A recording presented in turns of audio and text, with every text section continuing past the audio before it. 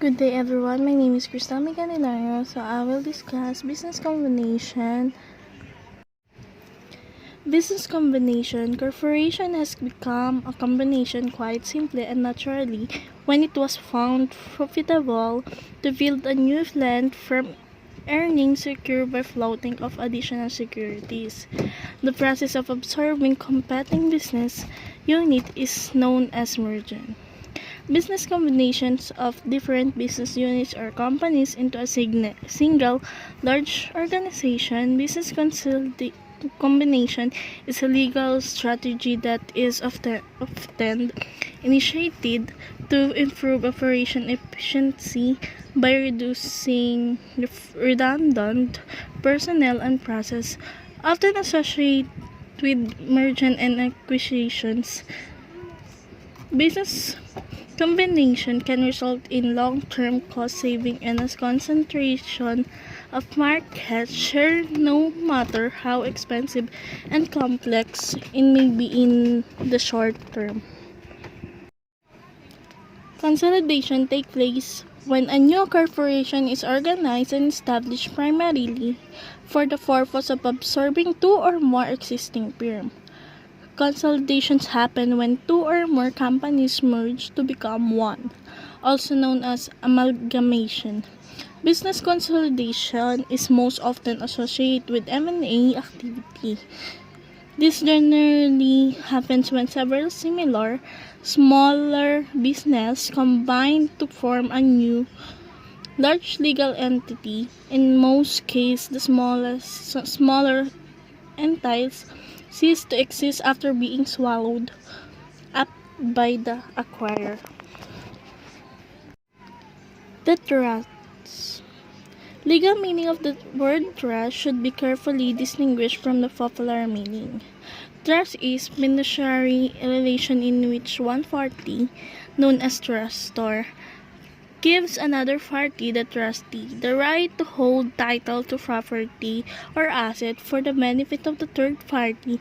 The beneficiary trusts are established to provide legal protection for the trustor asset, to make sure those assets are distributed according to the wish of the trustor, and to save time, reduce paperwork, and in some cases avoiding or reduce inheritance or state taxes. In financials, a trust can also be a type of closed-end fund built as a publicly limited companies. Trust, as the term was originally used in corporated history, means a combination of corporation in which the stock of the constituent corporation was assigned to a board of trustees in order to create a unified business control over the corporation. Trust is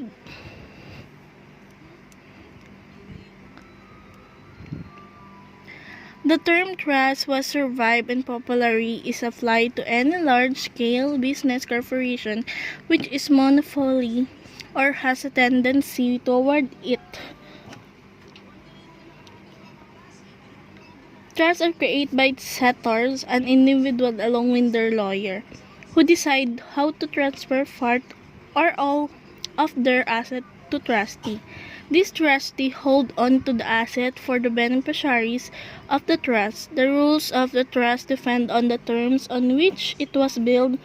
In some area, it is possible for older beneficiaries to become trustees. For example, in some jurisdiction, the grantor can be lifetime beneficiary and a trustee at the same time. Trust can be used to determine how a person's money should be managed and distribute while the person is alive or after their death. A trust helps avoid taxes in probate. It can protect assets from creditor, and it can dictate the term of an inheritance for beneficiary.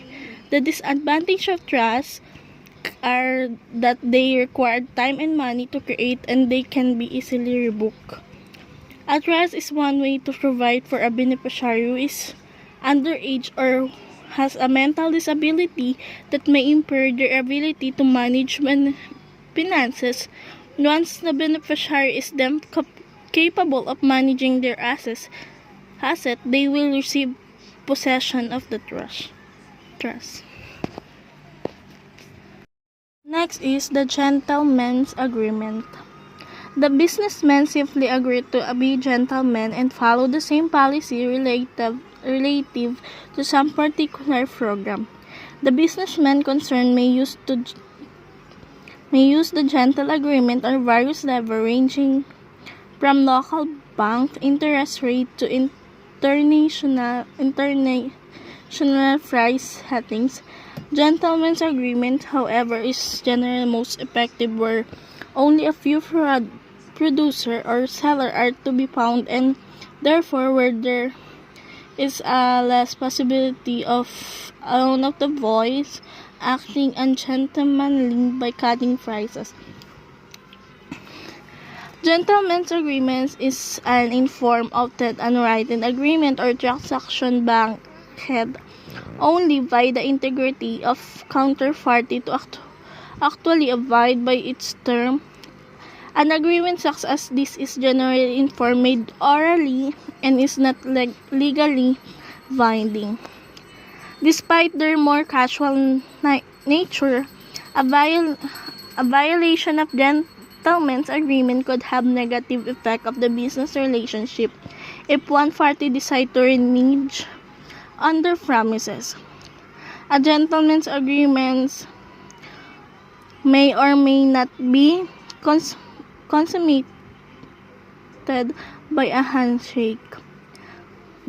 Gentleman's agreement being more of a point of honor and etiquette relies on the forward of two more parties for the fulfillment of spoken or unspoken obligation. Unlike a binding contract or a legal agreement, there is no court administrative redress if a gentleman agreement is broke. Still,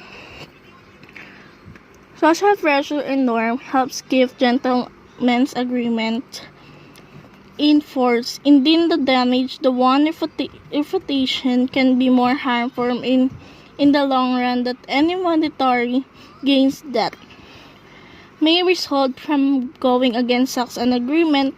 Trust can quickly be eroded in such and few people will want to enter into a business with somebody with a reputation for reneging. That's all for my report. Thank you.